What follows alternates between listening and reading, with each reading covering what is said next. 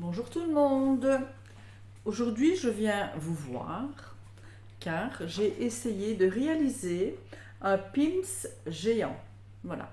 Voyez, les petits gâteaux ronds comme ceci avec dedans hop, la marmelade d'orange.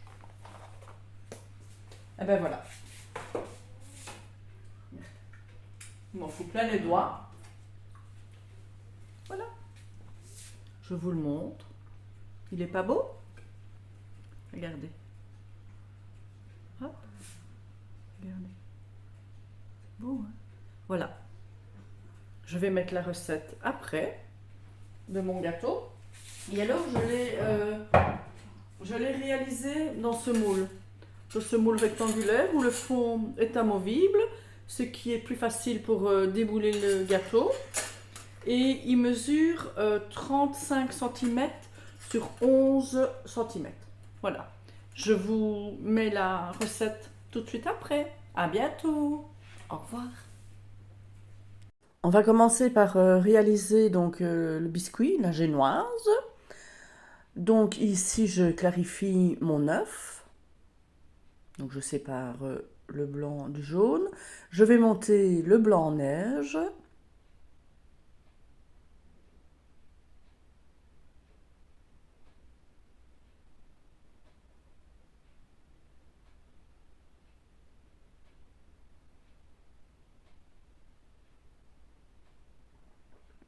Voilà. C'est bon, il tient.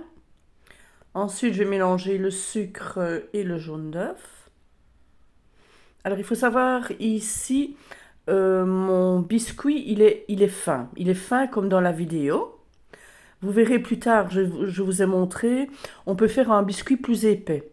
Donc, vous doublez simplement les proportions ici. Ça va? Donc, voilà, c'est à votre convenance. Donc, ici, je vais tamiser ma farine, ma maïzena. Voilà, et je vais mélanger délicatement avec la maryse.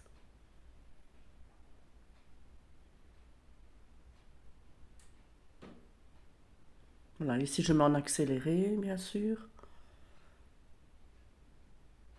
Voilà, je vais ajouter donc mes blancs en neige. Mon four, bien sûr, préchauffe à 180 degrés. Je mélange toujours délicatement hein, pour ne pas casser mes œufs, mes blancs d'œufs. J'ai fariné et beurré mon moule.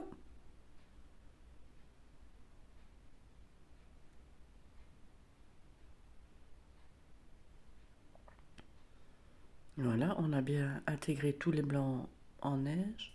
Voilà, donc je vais verser dans mon moule. Et puis je vais cuire au four entre 8 et 10 minutes. Donc avec la pointe du couteau, vous regardez si c'est cuit ou pas. Ça dépend les fours.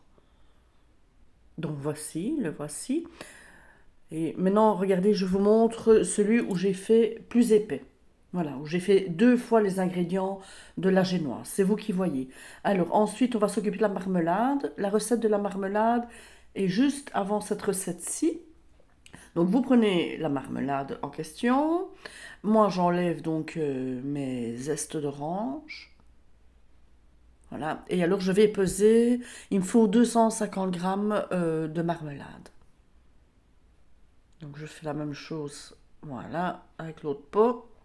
Donc voilà, j'ai mes 250 grammes. Je vais mettre tremper ma gélatine. Je vais mettre 3 feuilles.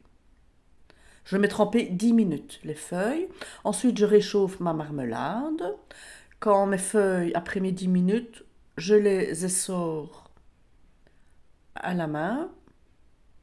Voilà, donc j'essore bien mes feuilles de gélatine et je vais les incorporer à ma marmelade. Je continue à bien mélanger jusqu'à ce que mes feuilles de gélatine fondent bien.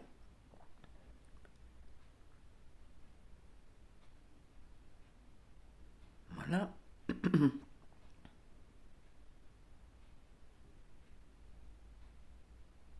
Et ensuite, je vais venir mettre ma marmelade dans un bol et je vais la laisser refroidir. Et la laisser prendre un petit peu. Voilà, quand elle est froide, ben, je vais venir napper mon biscuit. tout le long, bien en mettre partout.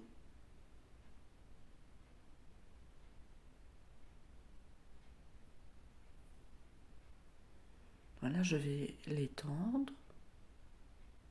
Et alors, je vais aller mettre une demi-heure, une heure au congélateur pour que tout refroidisse bien, pour que je puisse faire mon coulage de chocolat au-dessus après.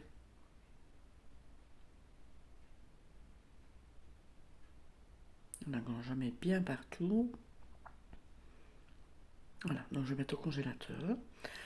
Après une heure, donc ici je vais préparer mon chocolat. Donc j'ai juste fait fondre du chocolat noir et mon beurre. J'ai mis au micro-ondes, même pas une minute. Et voilà, je mélange bien et je vais le couler au-dessus. Voilà, donc vu que le dessous est gelé, ben ça ne va pas dedans, quoi. Voilà, et puis je vais l'étendre comme il faut.